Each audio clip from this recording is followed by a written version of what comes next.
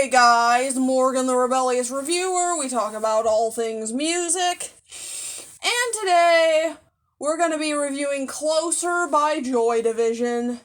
So, the reason I'm doing this review is that I made a board game to pick which albums I would review this month. And let's just say that one of the albums that was picked was Closer by Joy Division. I picked it in the hopes that it would be as good as the first Joy Division album, Unknown Pleasures. Was it? Well, I did enjoy this album, and there were plenty of great songs on it, but compared to Unknown Pleasures, it's definitely the weaker of the two, at least in my opinion. Don't get me wrong, there's great songs on here, but man, does this album have its weak points. I'll start by talking about the positives, then we'll go over some of those weak points. For starters, the opening track, Atrocity Exhibition, is absolutely incredible. The percussion has a great rhythm to it, and it's actually quite a gut-wrenching song, as are pretty much all of these songs.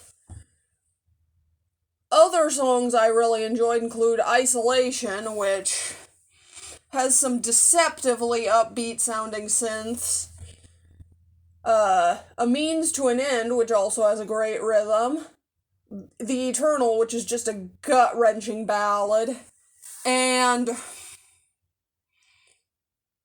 24 Hours, which is the most like an Unknown Pleasure song of any of the ones here. Now, I know what you're thinking.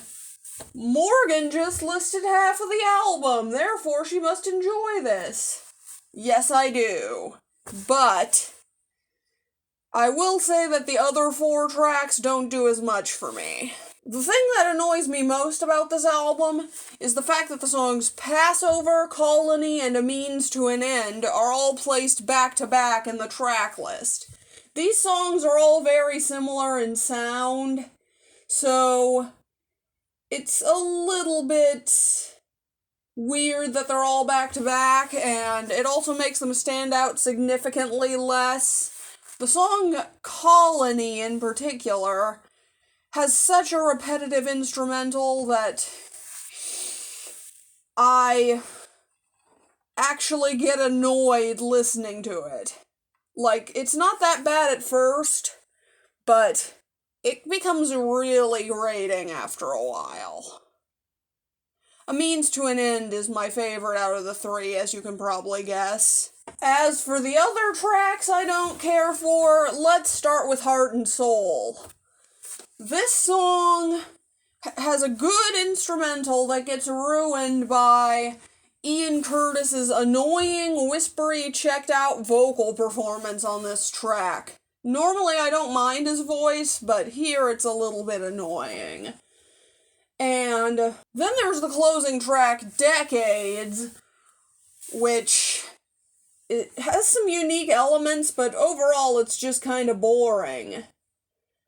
Like, to be fair, I felt the same way about The Eternal the first time I listened to it, but the slowness worked, because it was such a bleak song even by Joy Division standards. Decades just feel slow and sleepy for no reason. In fact, that's pretty much how I felt with the closer to Unknown Pleasures as well. So yeah, it just seems like Joy Division doesn't know how to close off an album.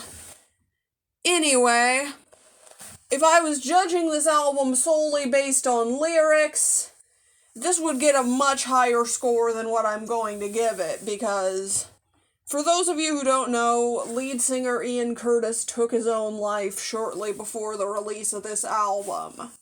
And yeah, this album definitely reflects his state of mind at the time. Poor guy, R.I.P. But yeah, the music kinda ruins a few of these songs for me. I do still give this album a B+. I enjoyed it, just not as much as Unknown Pleasures, which I gave an A. I still give this album a recommendation, but only if you've checked out Unknown Pleasures first. If you haven't, check out Unknown Pleasures, and then if you like it, come back and check out this one. Believe me, they're both worth your while. And that's my review. Don't forget to comment, like, and subscribe. I'm Morgan the Rebellious Reviewer, and I'm out.